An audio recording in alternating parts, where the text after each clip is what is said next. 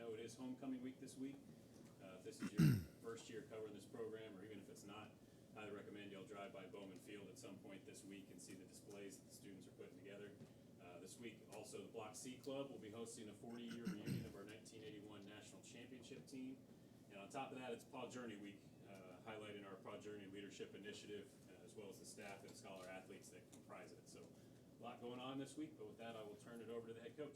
All right, appreciate it, Ross. Yeah, it's always one of my favorite weeks, homecoming, and it's always a great time on campus. And obviously last year missed out on a lot of the traditions that we have. So exciting that they'll be building the floats and Tiger-Rama and all those things that people really enjoy about homecoming here at Clemson, and also the 81 team coming back. So going to be a fun week. Night game in the Valley. That's always an exciting time. We'll have a great crowd, and looking forward to that. BC is another big challenge for us as we keep moving forward here. They're honestly a lot like NC State, one of the more experienced teams out there, a very, very veteran group on both sides of the ball, 17 starters coming back. I think they had 6 or 7 all-ACC guys in that group, so a lot of experience. They're 4-0. They're very confident, and they're playing really good football. They're executing very well, and again, I think that's a reflection of the experience and the veteran players that they have. Defensively, very experienced group. They've scored a couple times already this year. Really good on third down and stingy on third down. They know their scheme well. They execute their scheme well. They fly to the ball. Again, a lot like the bunch we just played. And, so a really, really tough challenge there. Offensively, got 9 starters back, got every offensive lineman back. I think a couple of them are All-American candidates. That's where it starts for them. A very physical bunch, well-coached, downhill group. And, they do a great job with their scheme and really, scheming you up and playing to their strengths. They're a run, play action, boot team, a lot of motions and shifts, and do a really nice job. Number 4 is one of the best guys in the country. He is a great football player, play for anybody.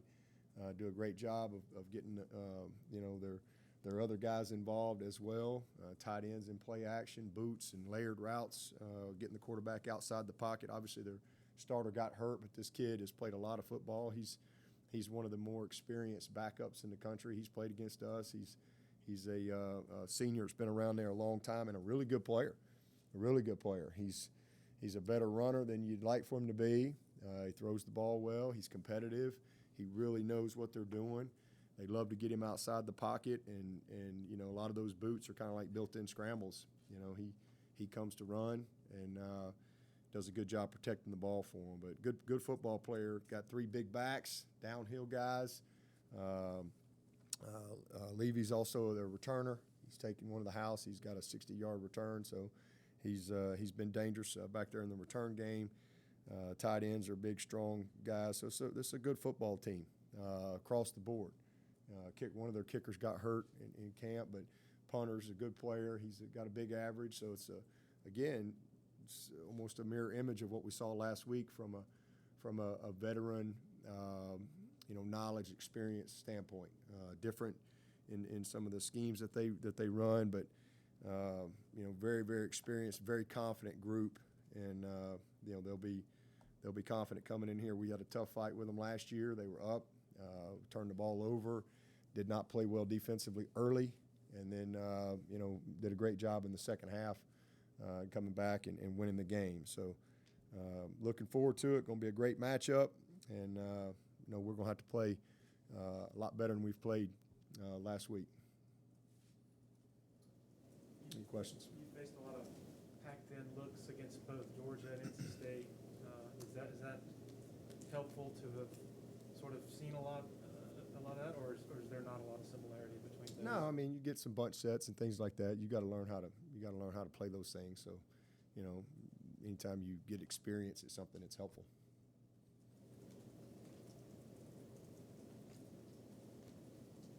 Dabo, with EJ Williams and not getting many opportunities, does it have anything to do with his thumb, or is the ball just not coming No, his way? just hadn't had any opportunities. You know, that's a disappointing thing. He's an incredibly talented player, and just been hard to get him the ball. Coach, is that something you're working on right now with DJ on trying to help him see the field more and spread the ball out more and target some of those skilled position players outside of primarily, say, Ross last week? Yeah, it's not as simple as that. You know, but we definitely want to get the ball to our playmakers, but you know, the ball's going to go where it's designed to go. You know, and what they give you. You know, they take a lot of things away, but we got to do a better job in every area. That's one of them.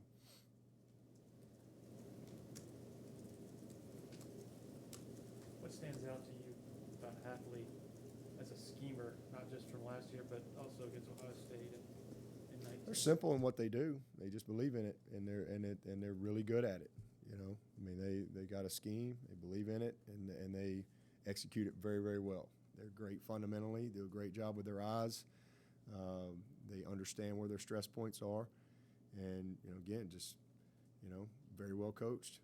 And again, we've been against them several times, going back to Ohio State, but you know, it's what they do, and the guys understand all the nuances of it. Dabo, I think you said last night y'all are going back to camp and really focusing on the fundamentals and stuff. Can you just expand? Yeah, on I mean, like I said, sometimes to make progress, you got to go backwards, and you know, we're not going to make progress if we don't get better fundamentally. We're not going to make progress if we don't have more discipline, pre-snap penalties, post-snap penalties, ball security. You know, I mean, the basics. You got to be better at the basics before you're going to get better at anything else. Coach, do you have anyone that you reach out to, maybe a mentor, just to talk about maybe a tough loss, or even to vent, or just to ask for any sort of help in the whole coaching round? Oh, I talk to lots of people. Fortunately, I got a lot of people that reach out to me. I get plenty of advice. So, no, man, ain't no funeral around here.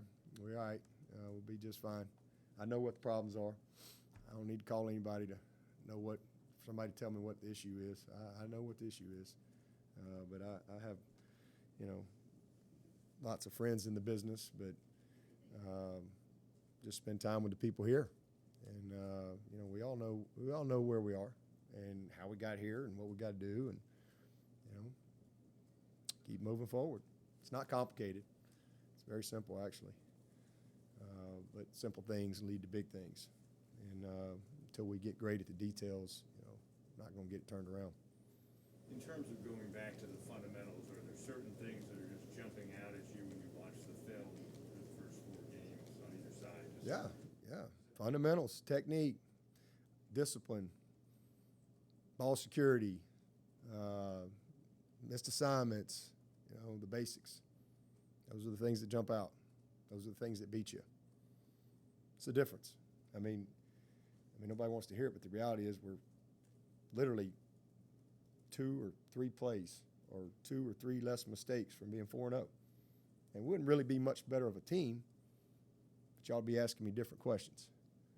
We lost to Georgia on a pick 6.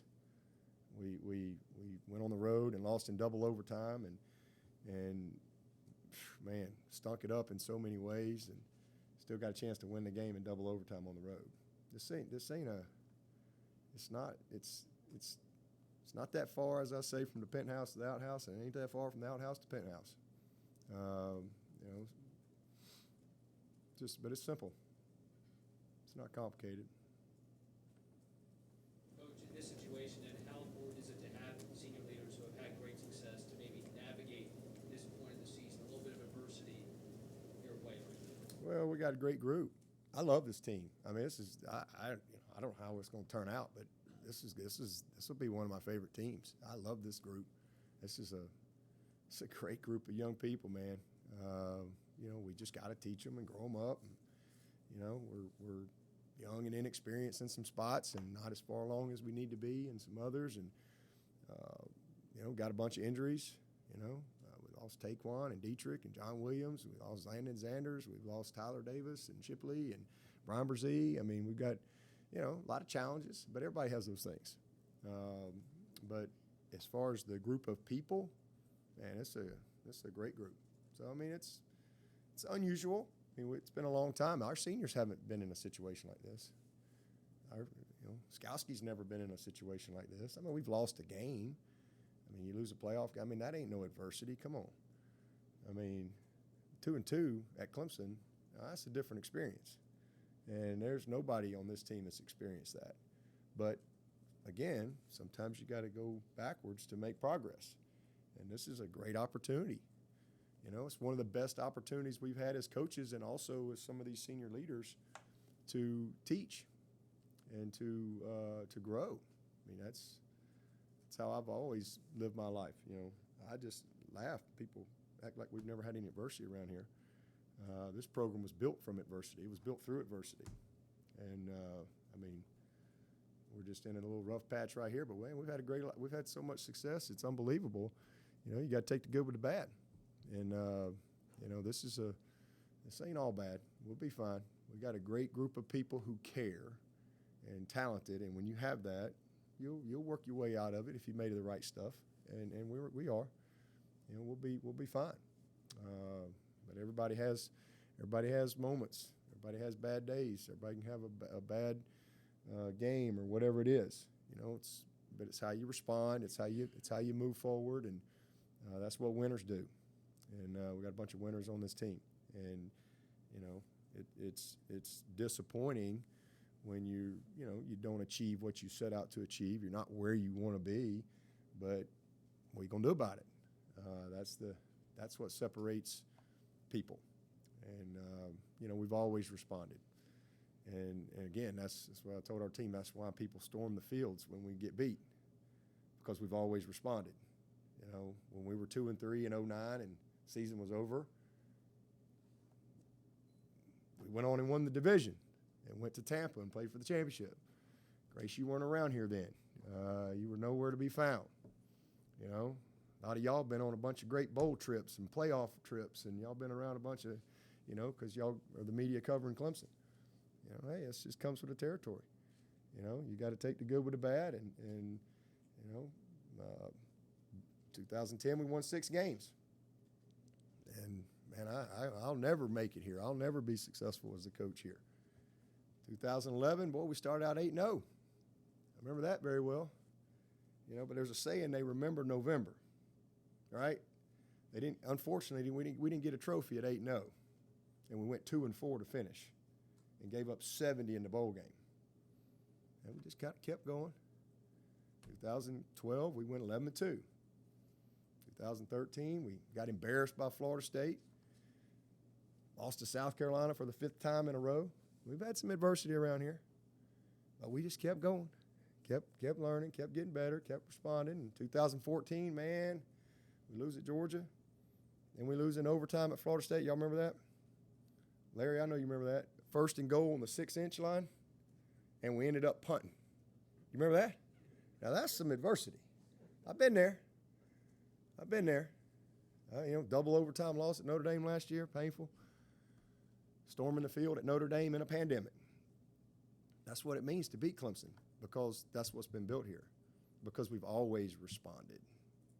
We've always responded, and we'll do the same thing. This is just another opportunity for us to reinstill some things and grow some young people up and teach. And sometimes there's lessons that when you lose that you can't teach when you win.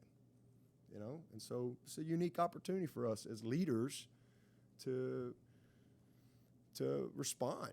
And we got great people, man, and this will make us better. We all get pruned in life from time to time, right? Yard man comes by, prunes the bushes back. I'm like, what the heck they do to my bushes? They cut them all, and then you look up and they come back. That's life. That's the way it is. In 2014 again, and I'll never forget that Florida State game. I mean, how did we lose the game? It was unbelievable, the stuff that happened in that game. We were 1-2, but they didn't cancel the season in September. Thank God. I mean, if the season was over, everybody had 2 losses, there'd only be like 60 teams get to play football this weekend. That'd be all that'd be left. It wouldn't even. That's all. So yeah, September is stunk.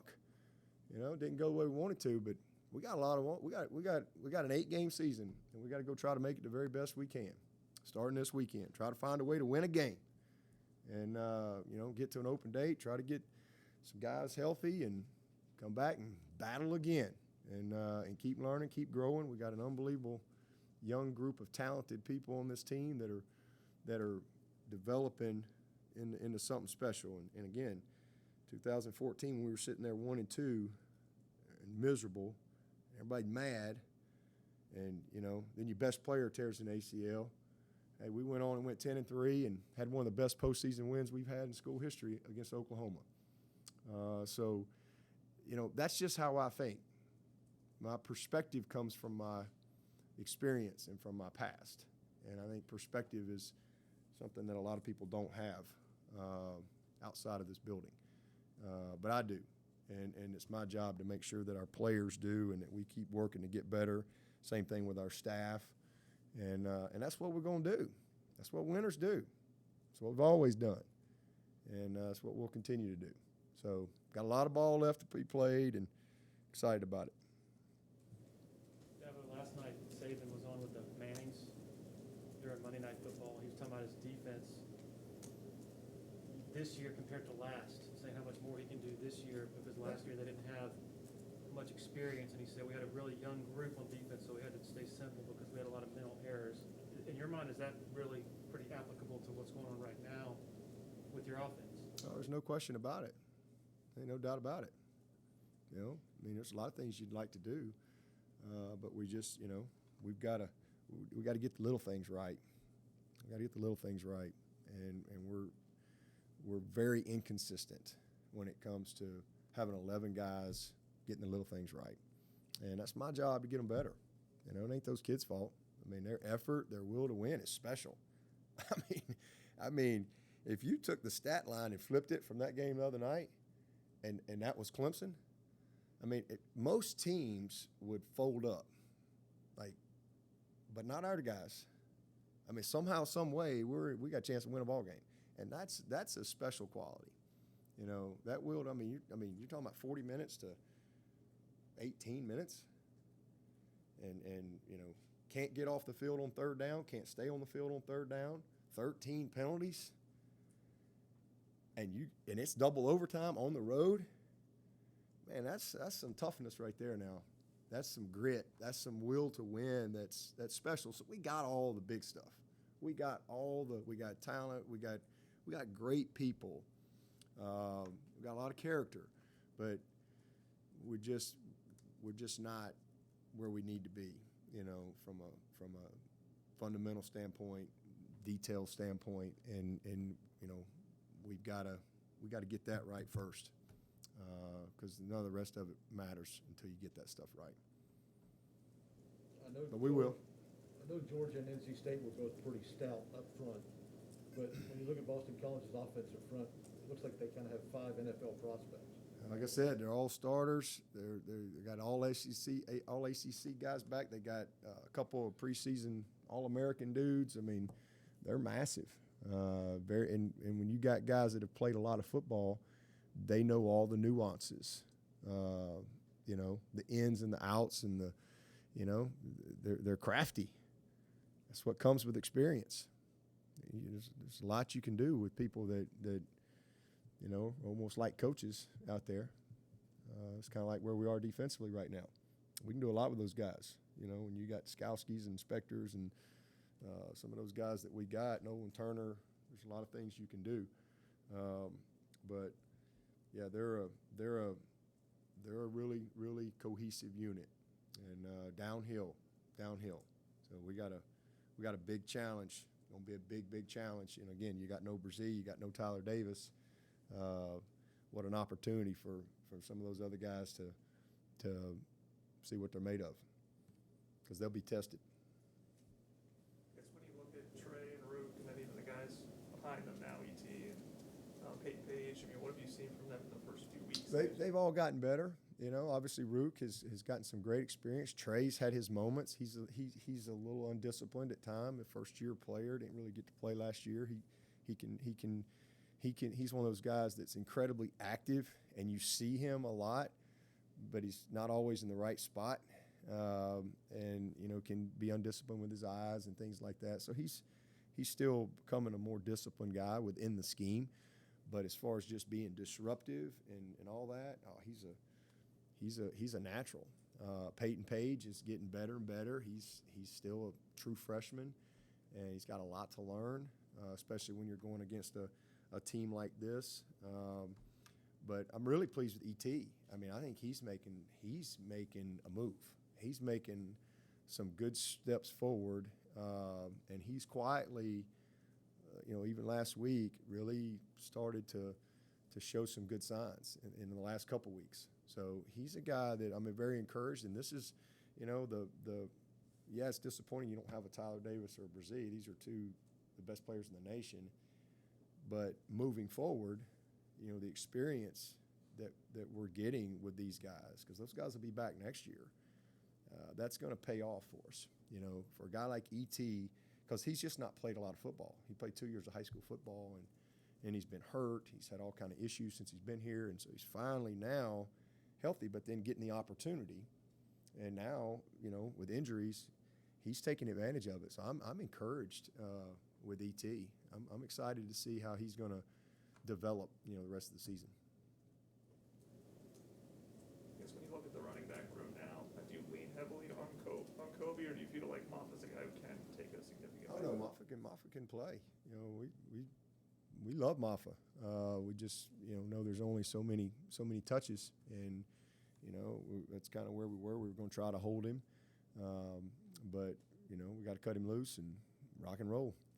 We started out our number running backs 5. We try to always have 5 on scholarship here, and we had 6 to start the season.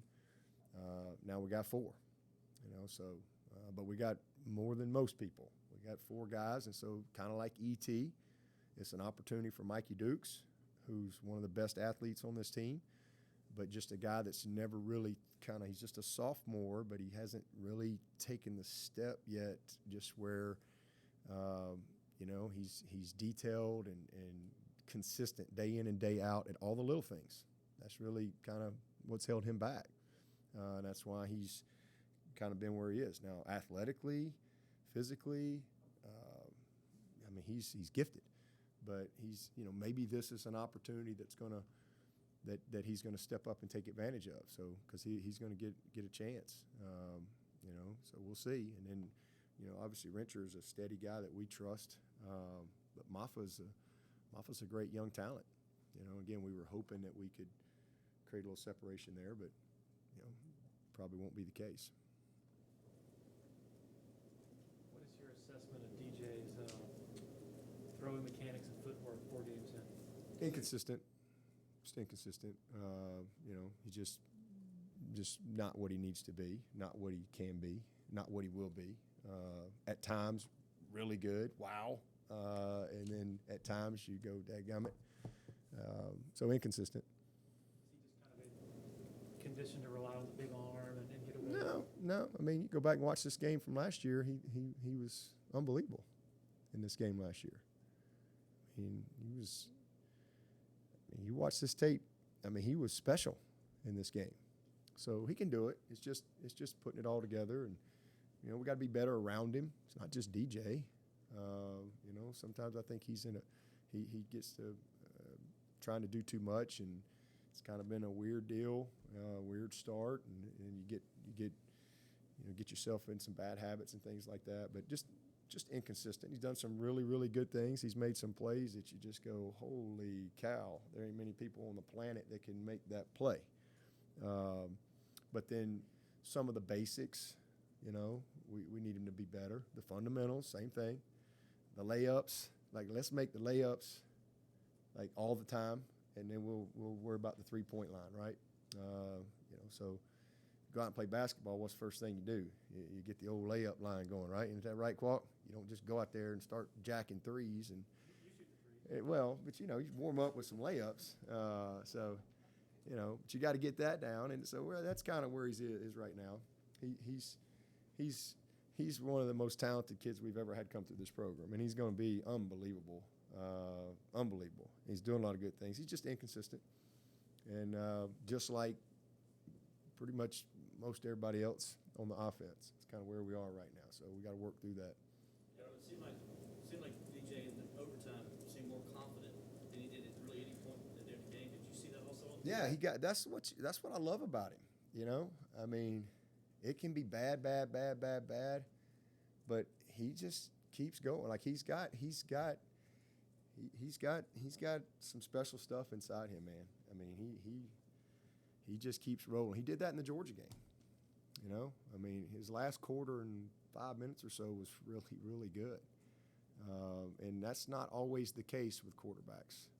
You know, a lot of guys, things aren't good, things are bad or whatever. It gets worse. But and I think that's a great sign, you know, to him. Again, young player, and you know, just working through the development process. And you know, as a coach, you wish you could snap your fingers and it'd be the way you want it, but you know, it's not. But I wouldn't trade him. I mean, he's going to be a great one. But he's just got to be more consistent. He knows that. But you know, let's don't just focus on the bad. And again, it's not just him; it's everybody around him, and it's us as coaches too. It's everybody. And you know, but he's just got to. This will pay dividends for him. Kid's got a bright future, no doubt about it. But just being consistent with the little things, and the big things will happen. Dabo, Tony was talking yesterday about hitting layups in the running game as well. Yeah. Do you think that's more running backs finding holes, or? It's just running backs running the wrong. You know, I mean, just some. You know, again, Kobe's a first-year player. You know, it's a combination of everything. It's decision making. It's running the right tracks. I mean, we got guys. We're running the counter, and you know, we run backside of the counter. You know, it's just basic stuff. And then we do everything right, and we turn a guy loose up front. We don't come off on the backer. You know, it's just been a combination of things. And again, we got a lot of new moving pieces. And you know, I'm frustrated because we should be better, and it just hasn't translated to the game like we want. And then you turn the ball over, critical mistakes there, critical penalties. And next thing you know, you're not in rhythm, and you start pressing, and it's just, you know, it's a frustrating thing. But once it comes together, it's going to be good because we got the right people. We got great people. No doubt about that. I mean, we got some guys that, you know, I wish it was 3 guys that are out. I wish we had them, but you know, we don't. But I like the people. We got to get better. We got to get them better. A lot of work to do.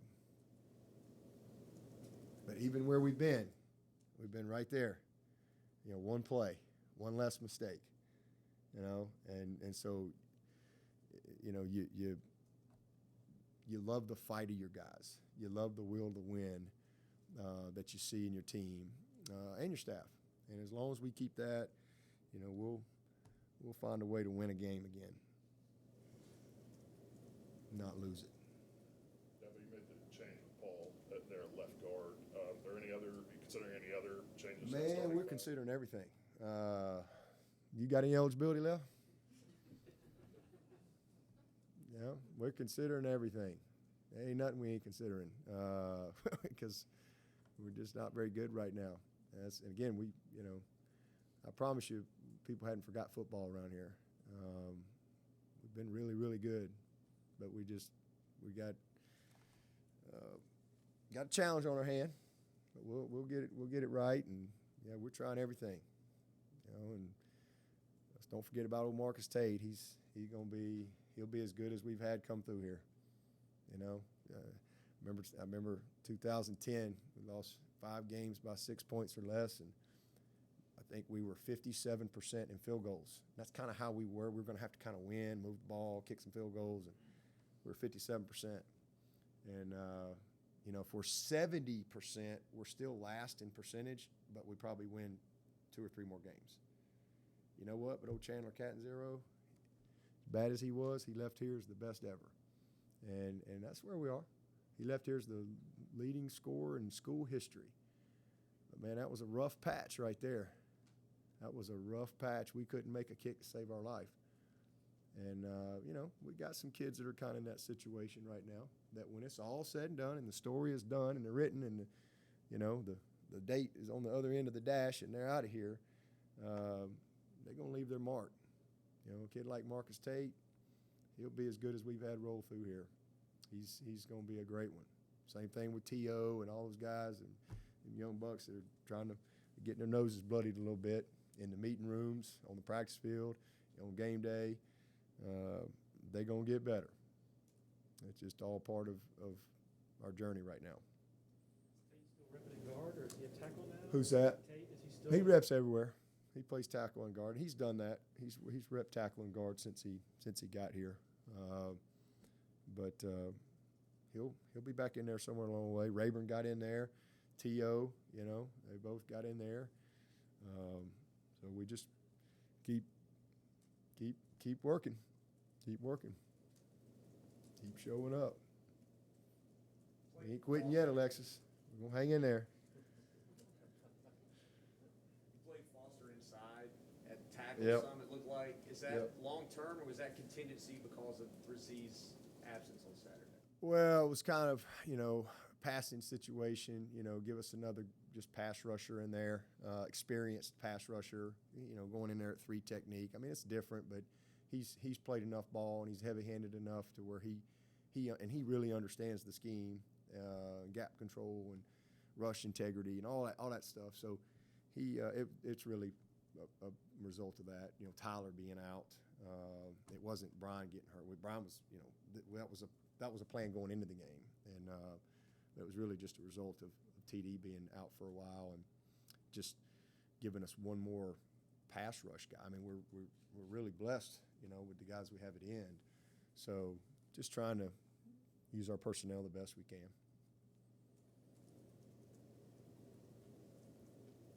Anything from anybody on Zoom?